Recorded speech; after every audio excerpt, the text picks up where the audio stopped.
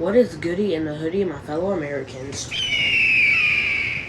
And today we are going to be celebrating a very important day today. It is July 4th. Happy July 4th. Golly, what is wrong with me? And I'm going to be giving y'all, summarizing about America and stuff. So, and after this, y'all be seeing some fireworks possibly.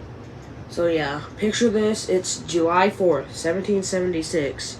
In a sweltering hot room in Philadelphia, a group of men in powdered wigs are arguing. By the way, I got this story on my phone. Sweating through their coats and are about to sign a document that basically tells the most powerful empire on earth, we are breaking up with you. Fast forward exactly about 250 years ago to today, and that wild risky experiment is celebrating its 250th birthday. A massive mouthful of word that just means America is officially turning 250 years old. Could you imagine as a country turning 250 years old? That'd be insane. Literally 2.5 centuries is a long time. A very long time for any relationship to last. It's crazy. Let alone a democracy. So how did a fragile bunch of colonies turn into a global superpower? And what makes this a country tick? To understand America, you have to realize it was built on a radical idea. Before 1776, by the way, 1776 was when, almost everyone on Earth was ruled by kings, queens, or emperors. The founding fathers decided to flip the script. They wrote down a bold claim that all people are created equal and have the right to life. By the way, 1776 is when America was founded as a country, by the way. To any of y'all that don't know that all people are created equal and have the right to life, liberty, and pursuit of happiness. They backed up those words by winning the Revolutionary War. Then, to make sure the whole thing didn't collapse in chaos, they wrote the U.S. Constitution in 1789. So, that's about 13 years after America became a country. Math, I know. It created a system of checks and balances to keep any single leader from becoming a dictator. It wasn't a perfect system, but it was designed to be a living document, one that could change as the world changed. Wow. America's 250-year journey hasn't been a smooth ride, obviously. Look at all the things that happen in America. Ooh. Jeez. It's been a high-stakes roller coaster of massive triumphs and devastating lows. Yeah, devastating. The country has constantly had to fight against its own worst impulses to live up to its founding promises. Like in 1863, where the Civil War and freedom, the country nearly tore itself apart over slavery. President Lincoln signed the Emancipation Proclamation, a painful but necessary step toward finally aligning the nation with its promise of equality.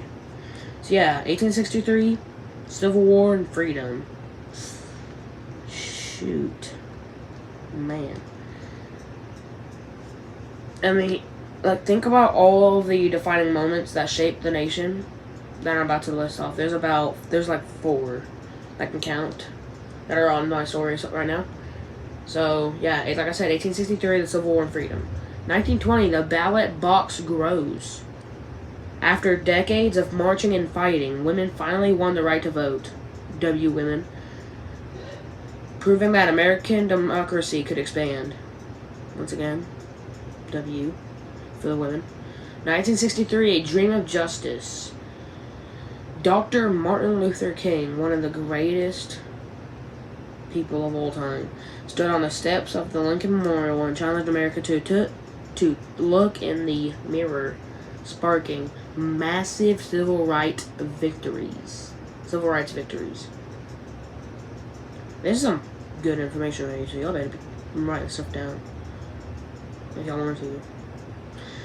1969, Shooting for the Moon. In a moment of pure, unadulterated ambition, American astronauts walked on the moon, proving that if this sets its mind to something, not even gravity can hold it back. By the way, what do y'all feel about American people being the first one to get on the moon, which was Neil Armstrong?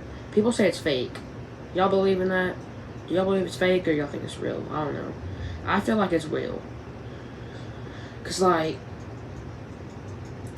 for something to be from 1969 and they lied for it all that time, it'd be insane.